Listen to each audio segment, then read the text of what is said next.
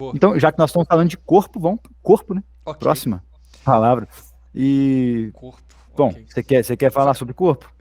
Tanto faz. Quem que falou agora a última? Acho que foi eu, não foi? Acho que foi você. Então Então, vai vamos lá. lá. Bom, corpo pra mim é aquele fone, né, aquele som que tem corpo é o oposto de magro. Uhum. É aquela coisa corpulenta. Eu costumo falar muito de fones que a pessoa parece que ela é maior do que ela é na gravação. Quando você tem uma voz masculina, por exemplo, às vezes a voz masculina em relação a um instrumento um pouco mais estridente, tipo um ukulele, sei lá, um violino que seja, ela fica mais corpulenta, mas você vê que ela tem uns quilos a mais, né? E assim, você pode chegar num limiar, quando é muito corpulento, do negócio ser chest, né? De ficar com aquele som muito peitoral, como se a pessoa não tivesse boca, ela fala só com o peito, sacou? Então, para mim é isso. Normalmente isso acontece em fones que tem um ganho na região média grave, principalmente, né? Média grave ali no início dos médios. Então, pô, aí entre 100 e 300 Hz, um fone que tem um ganho nessa região, que normalmente os bass heads têm, né, velho? Eles são fones corpulentos, que eles vão te mostrar vozes ali com corpo maior e tal. Cara, eu concordo, mas eu faço uma outra distinção também. Tem uma outra coisa que eu vejo como corpo. Eu acho que você pode olhar ou pros, falando pra mim, né? Ou pros médio graves, e é exatamente o que você falou, né? Aquela coisa que fica peituda, vamos dizer assim.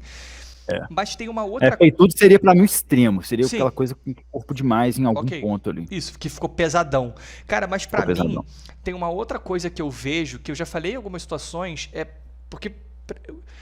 Eu vejo a região do Pinhaguen como uma região muito crítica, né? Porque é justamente numa parte que você tem muita variação e que vem muita sensação de se aquilo tá realista ou não. E você tem fones que seguem, como a gente falou no início, né? Uma curva Harman, e aí tem um Pinhaguen mais fortão. Você tem fones que seguem uma IF Neutral ou uma VDSF, e aí, pô, já vai na linha aí de um Job 4, de um 7Hz0, uma coisa assim. Mas você tem, pra mim, um outro tipo... que aí é onde entra o Ian Moonlight ou o JK4U Pro, em que... ou alguns outros também, que assim, você tem um Pinhaguen um pouquinho mais suave, que se você for olhar a curva, é como se ele começasse um pouco antes e não subisse tanto. Isso, pra mim, faz com que a voz tenha muito menos uma sensação de grito, de ser aquela coisa tipo... e ser mais aquela coisa tipo... entendeu? Que você tem... E isso, pra mim, como é na região média, que de novo é muito crítica, eu sinto essa... Que vem corpo daí também pra região média, entendeu? Então, pra mim, pode vir das duas coisas. Um fone, ele pode ter essa característica nos médios e não ter muito médio grave, e, tipo, pra mim, eu ainda diria que as vozes são que tem corpo, entendeu? Elas são mais tridimensionais, sabe? Não, total, concordo com você total. E tudo tem a ver com o equilíbrio, né, velho? De como que tá isso aqui em relação a isso aqui, como é que eles se balanceiam ali. Eu costumo usar muita analogia do telefone, porque o telefone ele tem um filtro, né? Sim. O telefone ele filtra a voz e ele pega só aquela banda que importa mais. E normalmente a voz no telefone ela soa sem corpo. É verdade. Ela só aquela coisa meio assim, né? Não sei o que. Boa noite, senhor. Boa noite, senhor. Tudo bem, senhor? O senhor quer assinar um plano com a gente aqui, senhor? É a parte que que traz a inteligibilidade, né? Exatamente. Se você botasse corpo demais, não ia dar pra ouvir. Vou só dar um exemplo rápido. Aí fica colocando o som na rádio dentro do carro. O táxi com o vidro fechado escutando rádio. Posso falar uma clássica, cara, que eu já vi várias vezes em evento, tipo, a galera que bota... uma caixa de som, sei que é pra uma aula, uma parada assim, eu já cansei de ver isso.